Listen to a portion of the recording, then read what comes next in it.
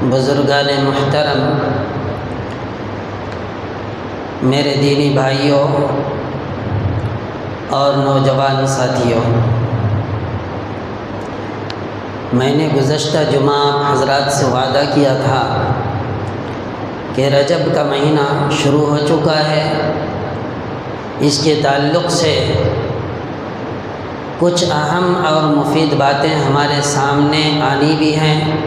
اس مہینے کے فضائل سے متعلق اور اس مہینے میں کچھ ایسے منکرات جو نادانی اور ناسمجھی کی وجہ سے بعض لوگوں نے شروع کر رکھے ہیں، ان چیزوں کو آپ کے سامنے لانے کی کوشش کروں گا تاکہ اللہ تبارک و تعالیٰ اس کو ذریعہ بنا کر ہم سب کے لیے جو ہے آخرت کا راستہ ہموار فرمائیں۔ دعا فرمائیں کہ اللہ پاک کہنے سننے سے زیادہ عمل کی توفیق نصیب فرمائیں۔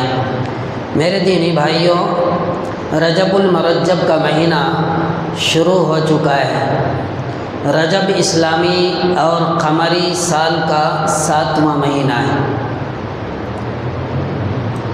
اس کا شمار حرمت کے 4 مہینوں میں ہوتا ہے۔ ان 4 مہینوں میں ایک مہینہ رجب المرجب کا بھی ہے۔ حرمت کے 4 مہینے جس طرح اسلام کے آنے سے پہلے محترم اور معزز جانے اور سمجھے جاتے تھے، اسی طرح اسلام کے آنے کے بعد بھی ان مہینوں کو وہی حیثیت حاصل رہی جو اسلام سے پہلے تھی، یعنی ان کا احترام اللہ نے باقی رکھا، ان کی تعظیم اور تکریم میں کسی قسم کی کوئی کمی نہیں ہوئی۔ اسی کو قرآن کریم کی اس آیت کے اندر اللہ پاک نے ارشاد فرمایا، ان عدت الشہور عند اللہ 12 شہرا فی کتاب اللہ، کہ حقیقت میں اللہ کے نزدیک مہینوں کی تعداد 12 ہیں جو اللہ کی کتاب یعنی لوح محفوظ کے مطابق اس دن سے جاری ہے جس دن اللہ تبارک و تعالیٰ نے 7 زمین اور 7 آسمان پیدا فرمائے، اور اسی دن اللہ نے اس بات کی وضاحت بھی فرما دی، منہا 4 حرم، کہ ان 12 مہینوں میں سے 4 مہینے حرمت والے ہیں۔ ان مہینوں کی قدر کرنی چاہیے، ان مہینوں کا احترام کرنا چاہیے، ان مہینوں کے اندر خاص طور سے اللہ کی عبادت اور اللہ کی ریاضت کی طرف زیادہ توجہ دینی چاہیے۔ ویسے تو ہر مہینہ اللہ کا ہے، ہر مہینے میں عبادت کرنی چاہیے، اسی کو بندگی کہتے ہیں، لیکن ان مہینوں میں خاص طور سے اور تنبیہ بھی فرمائی کہ جس طرح انسان عبادت کا جذبہ لے کر ان مہینوں کے اندر اللہ کے گھر میں آتا ہے یا کسی بھی جگہ اللہ کی عبادت کرتا ہے، اسی طرح اپنے آپ کو خدا کی نافرمانیوں سے بھی بچائے، گناہ سے اپنے آپ کو بچائے، اپنے نفس کے اوپر ظلم نہ کرے۔ منہا 4 حرم، یہ 4 مہینے حرمت والے۔ ذالک الدین القیم، اس کے بعد فرمایا یہ جو دین اللہ نے ہمیں عطا فرمایا، دین اسلام، جس کے بارے میں اللہ نے خود ارشاد فرمایا، وَمَن يَبْتَغِ غَيْرَ الْإِسْلَامِ دِينًا فَلَن يُقْبَلَ مِنْهُ، کہ اللہ کے نزدیک مقبول دین ہے تو وہ دین اسلام ہے، اس کے علاوہ کوئی دین اللہ کے یہاں مقبول نہیں ہے۔ اس کے علاوہ جو بھی دین ہے ہر ایک کے اندر کفر شرک ہے، لیکن توحید اگر کسی دین کے اندر ہے تو وہ یہی دین جسے دین ابراہیمی بھی کہا گیا ہے، اور جس کو نبی کریم صلی اللہ علیہ وسلم لے کر آئے اور ہم تک پہنچایا۔ تو فرمایا اللہ کے یہاں مقبول دین جو ہے وہ دین اسلام ہے۔ اسی کو فرمایا ذالک الدین القیم، اس دین کا جو تقاضا ہے یہ بالکل سیدھا سادہ ہے، اس کے اندر کوئی کجی نہیں، اس کے اندر کوئی ٹیڑھا پر نہیں۔ اسی لیے قرآن کریم کے اندر اللہ نے ارشاد فرمایا وَاتَّبِعُوا مِلَّةَ إِبْرَاهِيمَ حَنِيفًا، کہ ملت ابراہیم کی اتباع کرو۔ عمل کے اعتبار سے بالکل آسان، نماز پڑھو بالکل آسان، روزہ رکھنا بالکل آسان، زکوٰۃ دینا بالکل آسان، حج کرنا اگر مالدار ہو تو بالکل آسان۔ تو دین اسلام کے جتنے اعمال ہیں وہ سب کے سب بالکل آسان ہیں، کوئی مشکل نہیں ہے۔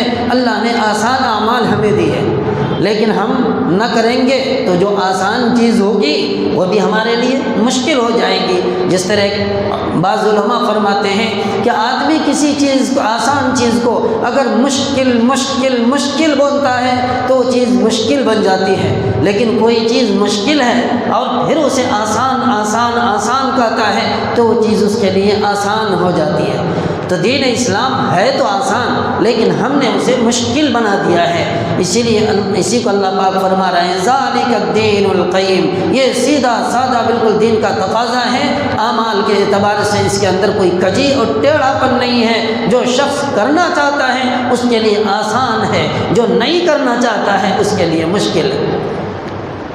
آگے فرمایا فلا تظلموا فیہن انفسکم، کہ اپنے نفس کے اوپر ان مہینوں میں گناہ کر کے ظلم نہ کرو، اپنے نفس پر ان مہینوں میں اللہ کی نافرمانی کر کے ظلم نہ کرو، اپنے نفس پر ظلم نہ کرو، اللہ کی اطاعت کو چھوڑ کر نبی کی سنت سے منہ موڑ کر، بلکہ سنت کو بھی زندہ کرو، اللہ کے احکامات کو بھی ان مہینوں کے اندر بجا لاؤ۔ فلا تظلموا فیہن انفسکم۔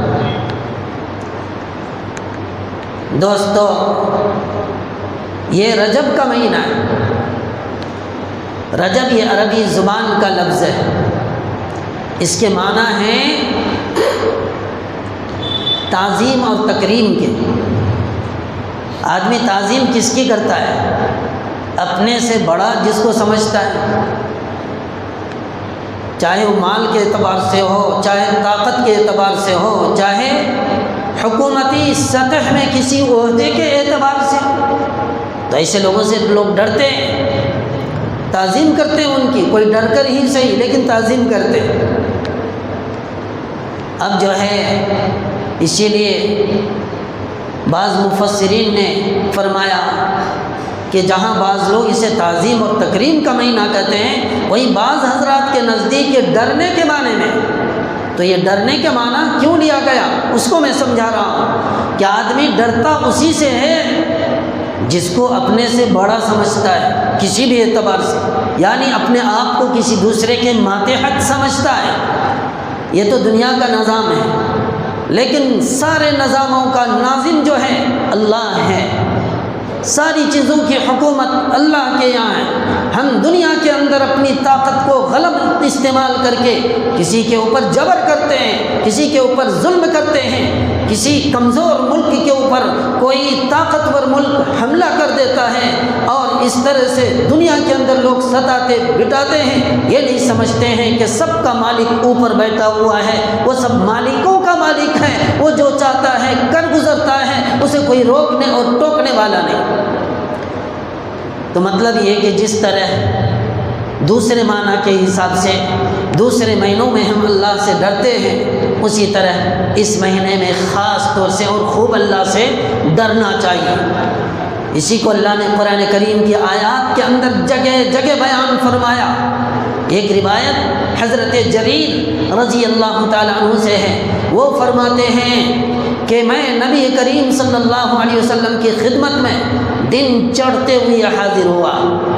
آپ علیہ السلام کے پاس قبیلہ مضر کے کچھ لوگ آئے ہوئے تھے، ان کے جسم ننگے تھے، پاؤں چپل سے خالی تھے، وہ عبا یا پھر چادروں کو اوڑھے ہوئے تھے اور چادروں سے اپنے جسم کو انہیں چھپا رکھا تھا، مگر ان کے جسم و جان کو دیکھنے سے ان کے بھوک کی کیفیت معلوم ہوتی تھی کہ یہ لوگ بھوک سے نڈھال ہو گئے ہیں، بھوک سے یہ نڈھال ہیں۔ اللہ کے نبی صلی اللہ علیہ وسلم نے ان لوگوں کو دیکھا تو اللہ کے نبی صلی اللہ علیہ وسلم کو ترس آ گیا، آپ کے چہرے کا رنگ متغیر ہو گیا، تبدیل ہو گیا، یعنی خوشی کی کیفیت آپ کے چہرے سے ختم ہو گئی۔ پھر کیا ہوا؟ اندر تشریف لے گئے گھر کے اندر، پھر باہر آئے، حضرت بلال کو حکم دیا بلال اذان دو، پھر اس کے بعد نماز پڑھائی گئی تو اذان بھی ہوئی، نماز بھی ہوئی۔ مفسرین نے اس نماز کے بارے میں لکھا ہے کہ اس کی وضاحت نہیں ہے، لیکن اوپر اور نیچے سیاق سباق کو دیکھنے سے پتہ چلتا ہے کہ یہ وقتی نماز تھی، اس لیے کہ اذان وقتی نماز کے لیے دی جاتی ہے۔ بہرحال نماز پڑھی اور اس کے بعد آپ علیہ الصلوۃ والسلام نماز کے بعد خطبہ دینا شروع کیا۔ خطبے میں آپ نے سب سے پہلے قرآن کریم کی یہ آیت پڑھی، یا ایھا الناس اتقوا ربکم الذی خلقکم من نفس واحدۃ وخلق منها زوجها۔ یہ پوری آیت آپ نے پڑھی، اور اس کے بعد جو ہے ایک آیت سورہ حشر کی پڑھی، یا ایھا الذین آمنوا اتقوا اللہ ولتنظر نفس ما قدمت لغد واتقوا اللہ ان اللہ خبیر بما تعملون۔ ان آیات کو پڑھنے کے بعد آپ کا خطبہ جاری ہے، آپ نے لوگوں کو حکم دیا کہ تم لوگ خیرات کرو۔ کیا حکم دیا؟ خیرات کرنے کا حکم دیا۔ تو اللہ کے نبی کے اس حکم سے لوگ گھر گئے، جس کے گھر میں جو کچھ تھا، چاہے وہ کسی کے یہاں راگی تھی راگی لے آئے، کسی کے یہاں کھجور تھا کھجور لے آئے، کسی کے یہاں گیہوں تھا گیہوں لے آئے، کسی کے یہاں کپڑے رکھے ہوئے تھے وہ کپڑے لے کر آئے۔ اللہ کے نبی صلی اللہ علیہ وسلم نے فرمایا اگر کسی کے یہاں آدھی کھجور ہے تو وہ بھی خیرات کرے اور لا کر دے۔ چنانچہ ایک صحابی گئے گھر کے اندر، جا کر ایک نقد رقم کی تھیلی بھر کر لے آئے۔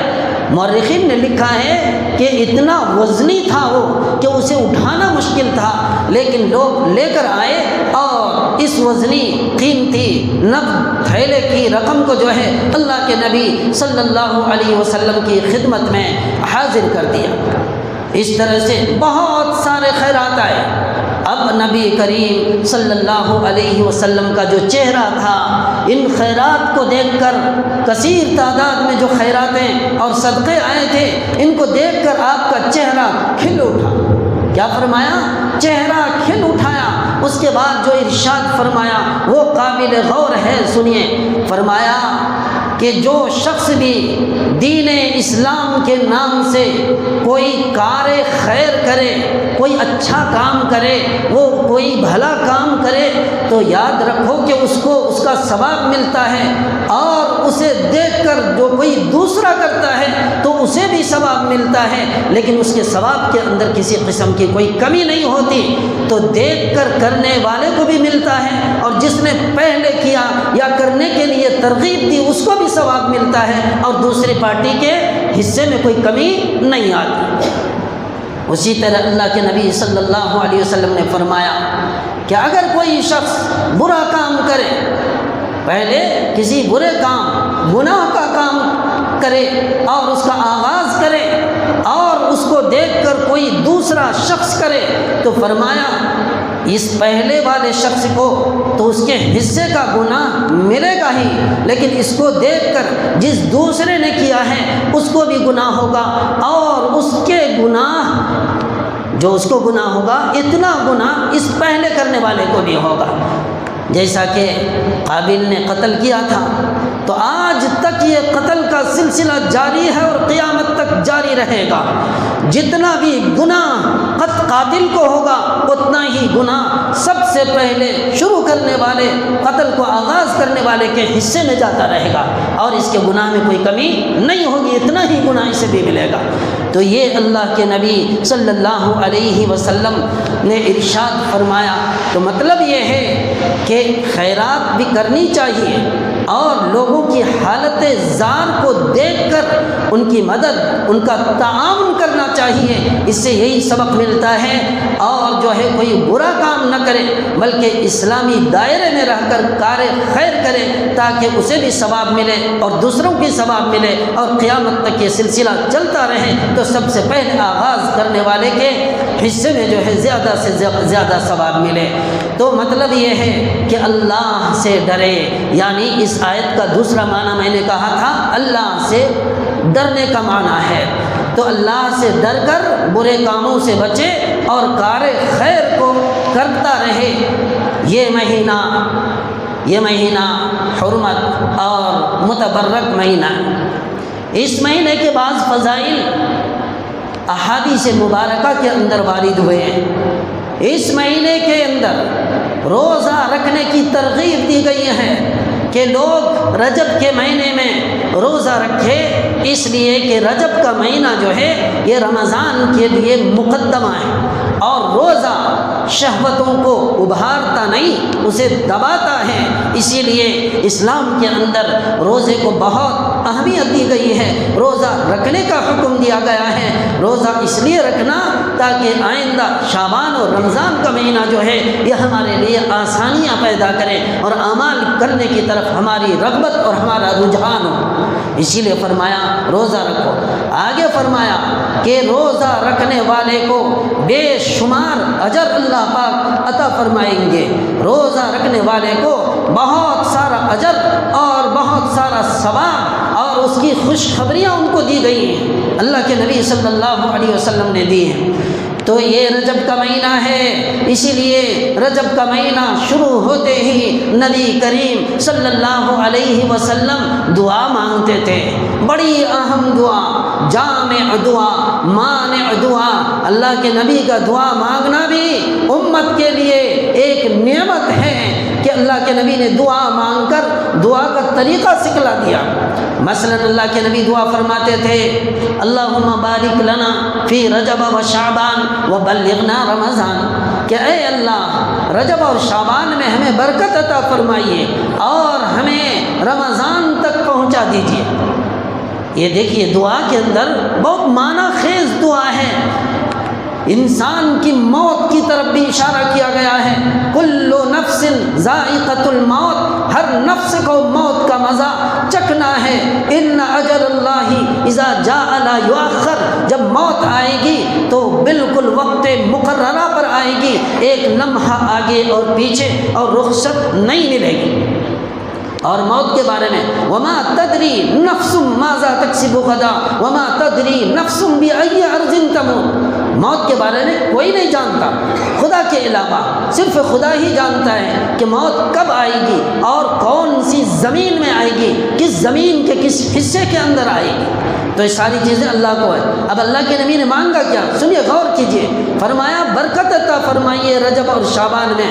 تو انسان کی موت کا تو انسان کو علم نہیں ہے کہ ہم کو رمضان بھی ملے گا یا نہیں، پتہ نہیں آج سے لے کر آنے والے رمضان تک کتنے لوگ ہمارے درمیان سے خالی کر کے اللہ کے پیارے ہو چکے ہوں گے، کوئی علم نہیں۔ تو اللہ کے نبی نے مانگا کہ اللہ رمضان نصیب فرما، موت برحق ہے، اگر اس سے پہلے ہماری موت ہے تو یہ خیر کا مہینہ ہے، برکت والا مہینہ ہے، ہمیں رمضان تک پہنچا دیجئے، اس کے اعمال کی توفیق عطا فرمائیے، یہ بخشش کا مہینہ ہے اور اللہ کی رحمت، اللہ تیری رحمتیں ڈائریکٹ اترتی ہیں اس مہینے کے اندر۔ تو فرمایا اس میں برکت عطا فرما اور ہمیں رمضان تک پہنچا دیجئے، ہر قسم کے حادثے، ہر قسم کی بیماریوں سے بچا کر رمضان توفیق نصیب فرمائیے۔ تو ہمیں بھی دعا کرنی چاہیے۔ یہ مہینہ عظمتوں کے اعتبار سے حرمت اور برکت والا مہینہ ہے۔ اسلام نے اس مہینے کو بابرکت بتلایا ہے، مگر افسوس، صد افسوس کہ بعد کے جوہلا نے اس مہینے میں من گھڑت کچھ خرافات ایسی شروع کر دی جن کا اللہ تبارک و تعالیٰ کے کلام سے، نبی کریم صلی اللہ علیہ وسلم کی حدیث کے اندر کوئی تذکرہ نہیں، جن کا دین اسلام سے کوئی واسطہ نہیں، شریعت مطہرہ سے دور دور تک کا بھی تعلق نہیں۔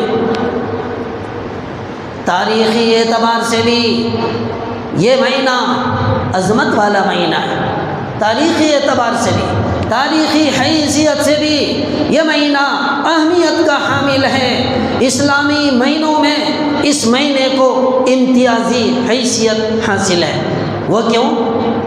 وہ اس لیے کہ اس مہینے کے اندر اسلامی تاریخ کے عظیم الشان واقعات پیش آئے۔ مثلا اسی مہینے کے اندر تحویل قبلہ کا عظیم الشان واقعہ پیش آیا ہے۔ ہمارا قبلہ کون سا تھا؟ قبلہ اول بیت المقدس، قبلہ اول بیت المقدس تھا، لیکن اللہ تبارک و تعالیٰ نے کچھ دن کے بعد اپنے نبی صلی اللہ علیہ وسلم کی خواہش تھی کہ قبلہ کعبۃ اللہ ہو، تو اللہ نے قبول فرمایا اور کعبہ کو قبلہ بنا دیا۔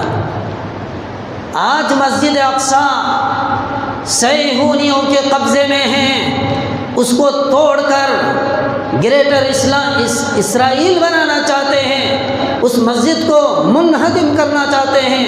یہ تاریخی مسجد ہے، اسی مسجد کی آزادی کے لیے مسلمانوں نے اب تک لاکھوں جانیں گنوائی ہیں، کئی مرتبہ فتح ہوئی، لیکن پھر جو ہے یہ قابض فوج اس کے اوپر قابض ہو چکے ہیں۔ صہیونیوں نے اپنا قبضہ جما رکھا ہے۔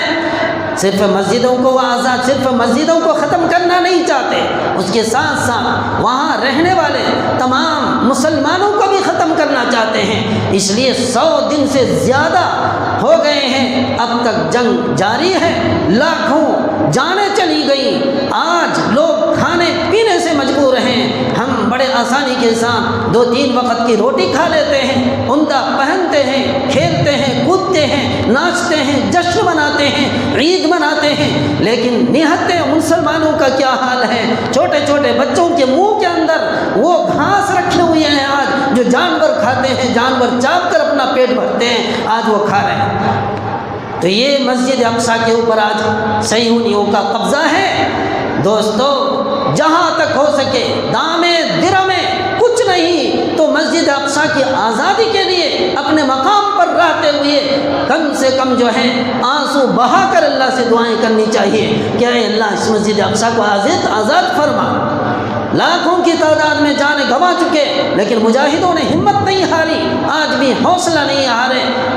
دوستو، انشاءاللہ اسلام کی فتح ہوگی، انشاءاللہ اسلام بڑھے گا، ساری دنیا کے اندر پھیلے گا۔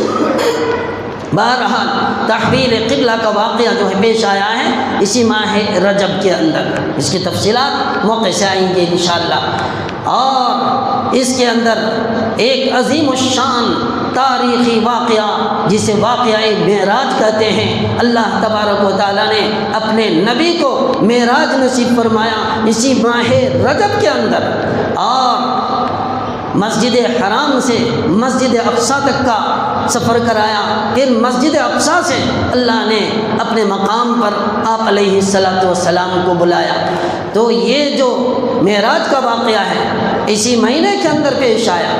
آج معراج کا واقعہ سننا چاہتے ہیں، سن کر مزے لیتے ہیں، سنتے ہیں، اور دوستوں بہت انٹرسٹ بھی لیتے ہیں، لیکن ساتھ ساتھ اس واقعے میں کیا ہوا، اللہ کے نبی کے ساتھ کیا ہوا، آپ کو کون سا تحفہ دیا گیا، آپ کو نماز کا تحفہ اسی معراج کے سفر میں عطا فرمایا۔ اللہ پاک نے خاص تحفہ عطا فرمایا، ایسا تحفہ کہ آپ نے خود بھی پڑھی اس کو، اور ساری امت کو پڑھنے کا ساری امت کے اوپر اللہ نے فرض فرمایا۔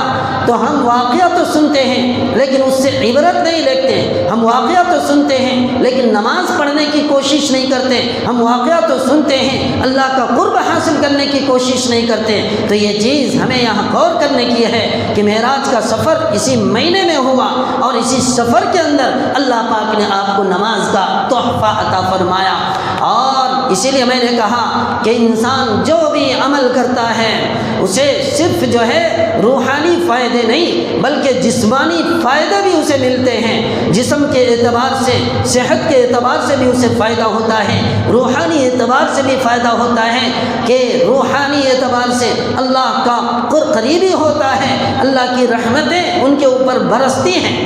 اس لیے اعمال کے بغیر کوئی چاہے کہ ہم کامیاب ہو جائیں، ہم پکا مسلمان بن جائیں، خدا کی قسم موت تک بھی ایسا نہیں ہو سکتا، کسی بھی چیز کو عمل کیے بغیر اس کا جزا یا سزا اسے نہیں مل سکتی۔ اس لیے دعا فرمائیں کہ اللہ تبارک و تعالیٰ جو ہے ہم لوگوں کو عمل کی بھی توفیق نصیب فرمائے۔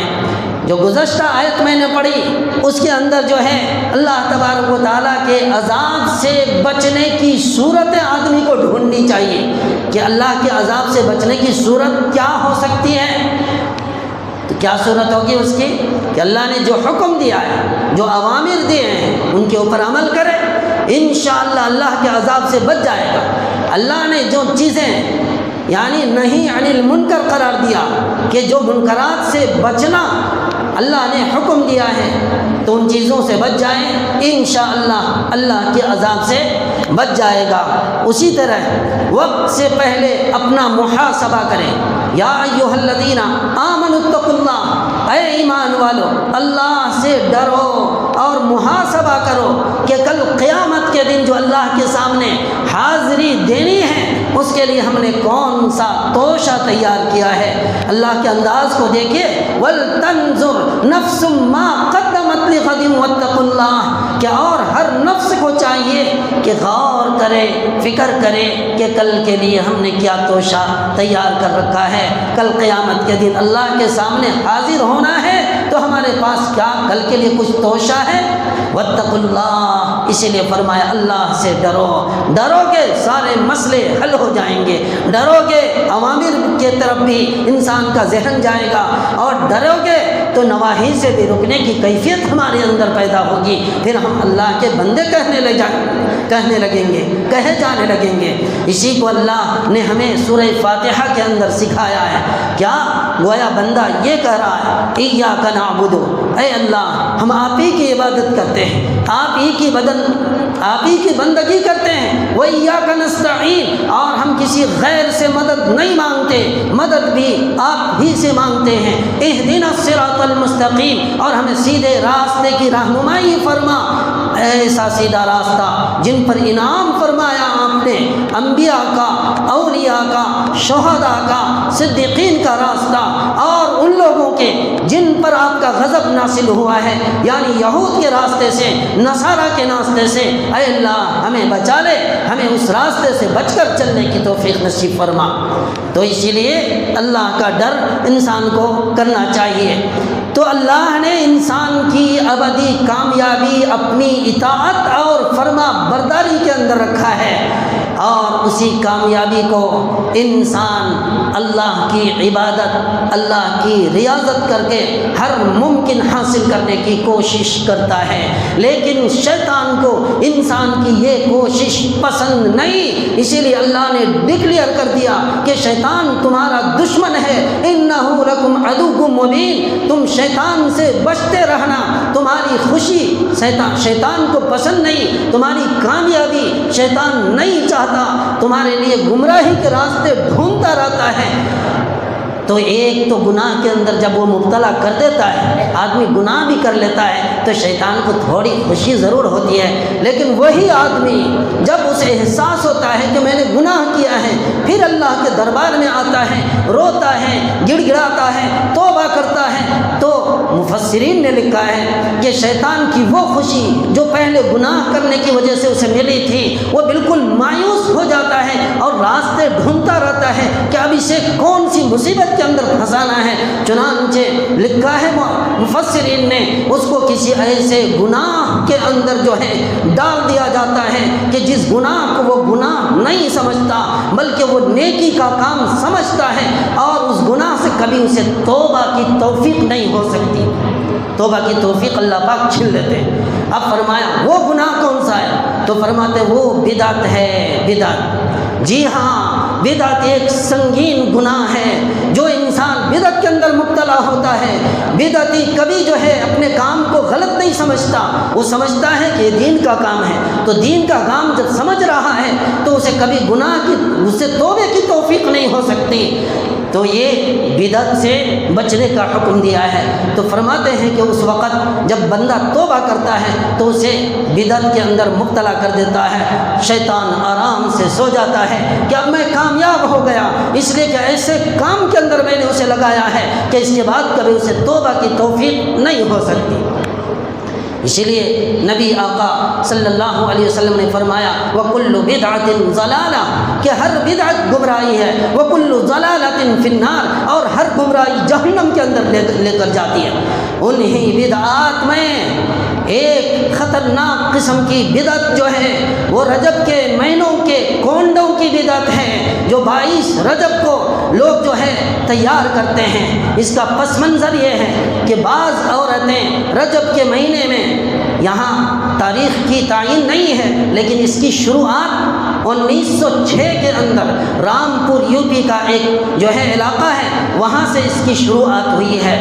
تو پوری کے کونڈوں کی بدعت اور یہ رسم جو ہے بڑی قبیح اور خطرناک قسم کی بدعت ہے، اس سے بچنے کے لیے کہا گیا ہے۔ فرماتے ہیں کہ بعض عورتوں نے 22 رجب کی شام کو جو ہے نہا دھو کر عمدہ قسم کے کپڑے پہن کر خاص انداز میں اس دن جو ہے پوریاں بنا کر کسی پلنگ یا چوکی یا چادر کے اندر کورے کونڈوں کے اندر رکھ کر جو ہے بڑی عظمت کے ساتھ وہاں ایک گھڑی ہوئی کہانی